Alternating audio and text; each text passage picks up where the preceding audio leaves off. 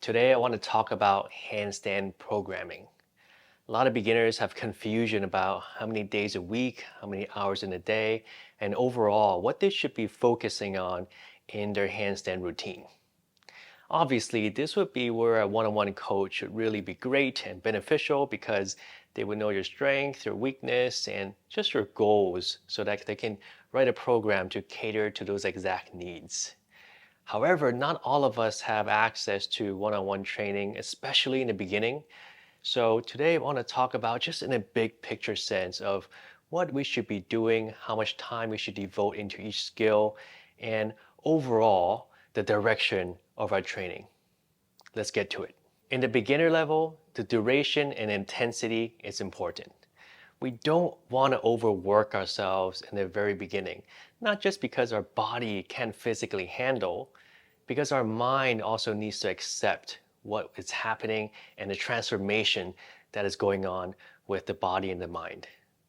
I've seen a lot of beginners push themselves to the very limit in the very start just to give up a couple weeks into it. Slow and steady wins the race. So I would say start off slow, start off with a good pace that you can keep up, that you can maintain. So 3 days a week, maybe even four, 1 hour a day, that includes flexibility training. Training our flexibility is important because the higher levels we get into hand balancing, the more flexible and mobile we need to become. From my years of teaching beginners, a lot of people struggle just with flexibility. So spending more time there definitely wouldn't hurt. Now, when it comes to dividing time, I would spend half an hour, half the training into just stretching.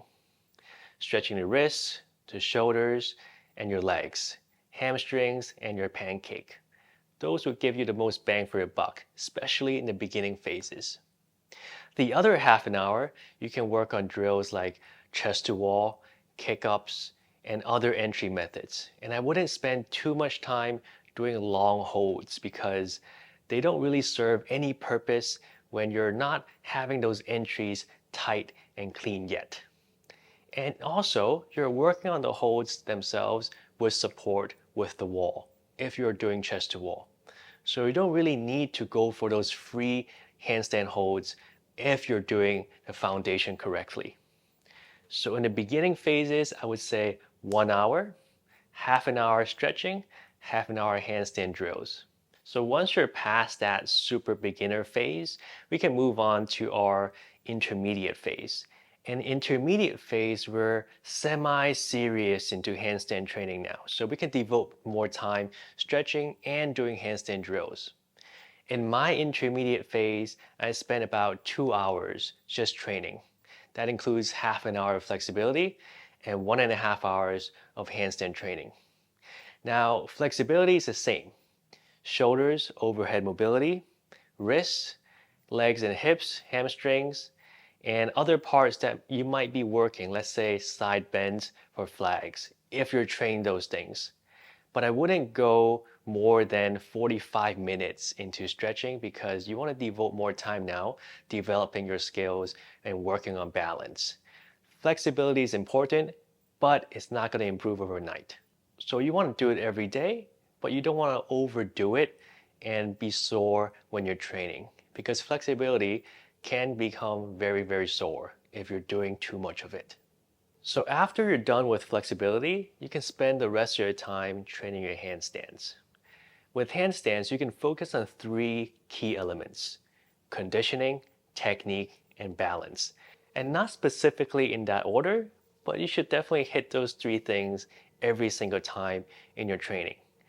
I don't want to get too deep into each one, but they all serve a purpose and make sure overall balance more well-rounded and strong. Now, it's important that we are productive in that time. And we're not trying to get the holds and get the Instagrammable photos and videos every single time we're up there. We want to work on our motor skills, our muscle memory, and overall the pathway it takes for you to get that hold consistently. Remember, it's not about winning in that 1 second. It's about developing a pattern that we can go back to every single time so that we have consistent results. That is the name of the game when it comes to handstands, because if you can't repeat it, do you really have it? That is the question. So develop pathways, muscle memory, and build strength from that. So you can do that maybe 4 days, 5 days a week if you have the time. Consistency is key because our body can forget those skills and can forget how to balance on our hands extremely quickly. You want to be on your hands as much as you can while keeping a steady pace, and you don't want to burn yourself out. Now let's talk about the more advanced stages, one arm handstand, or the pathway to the one arm handstand. One arm is extremely difficult and it would demand a lot of time. One arm is like a very, very clingy partner. It wants your attention all the time. It wants you to serve it, and it wants you to devote your entire life into that thing for that period of time, especially when you don't have it yet. It's always trying to play hard to get. That's the way you can think about it. Now, I spend about 3 hours a day with 45 minutes into stretching and the rest of the time doing one arm drills and variations of it. And then do that for 5 to 6 days a week. That is a good amount of time for you to kind of squeeze everything in and to really understand what's going on in your body. If you only train for 1 hour for one arm handstand, you're not even going to touch the surface level of what's going to happen. So you really want to submerge and dive deep into that world when you're doing the one arm and you're learning so much about your body and how to shift weight from side to side and the balance feeling on one arm itself. You really want to devote a lot of time when you're training these advanced skills.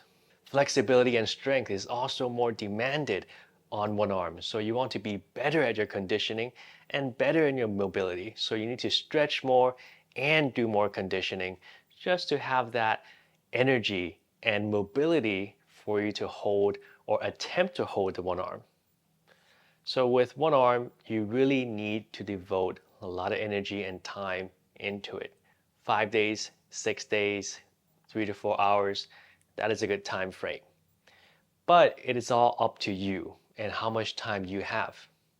I'd rather you do more consistent days with less time than a lot of time but with less days. If you can go on your hands every single day for 1 hour and a half, let's say Monday to Saturday, that's way better than only going up for 2 days a week, 3 days a week, let's say Monday, Wednesday, Friday, but only for half an hour or maybe even an hour on those days. Consistency is key, it's king, it's queen, it's whatever you name it. That is what we need in handstands because the moment we're cold from that one arm territory, the moment that we haven't touched that one arm in a span of a few days or maybe even a week, we're on the very edge of losing it. It needs and demands your attention all the time. So you need to attend to it a lot. It's like a plant that you need to keep watering. If not, it will just fade. So that's kind of what it's like when you're doing and maintaining the one arm handstand. The more advanced your skills are, the more you need to maintain them. So that should give you a pretty rough idea, big picture of how much time and energy you should be focusing on in your handstands. It depends on what stage you're in, how much responsibilities you have outside of handstands, but the key is you want to be consistent. Consistent practice yields consistent results. And obviously, if you have more time to do it, more days, more hours, you would get the results a little bit faster. But the process is the fun part. So I don't want you guys to always seek for the ultimate goal. Try to enjoy the process a little bit because once you reach one goal, there will always be the next goal to achieve. So the fun is in the process, not always the destination. I know that sounds cliche, but in my experience of training and enduring the ups and downs of handstands, I would definitely say this is something that is extremely true. because the moment you achieve it, you're not going to feel ecstatic, you're not going to feel bliss. What you do feel is a sense of accomplishment, but the process, that was the part that was the most meaningful, at least for me.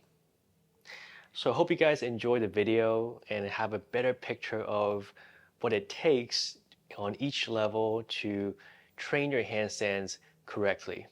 Hope you guys liked it.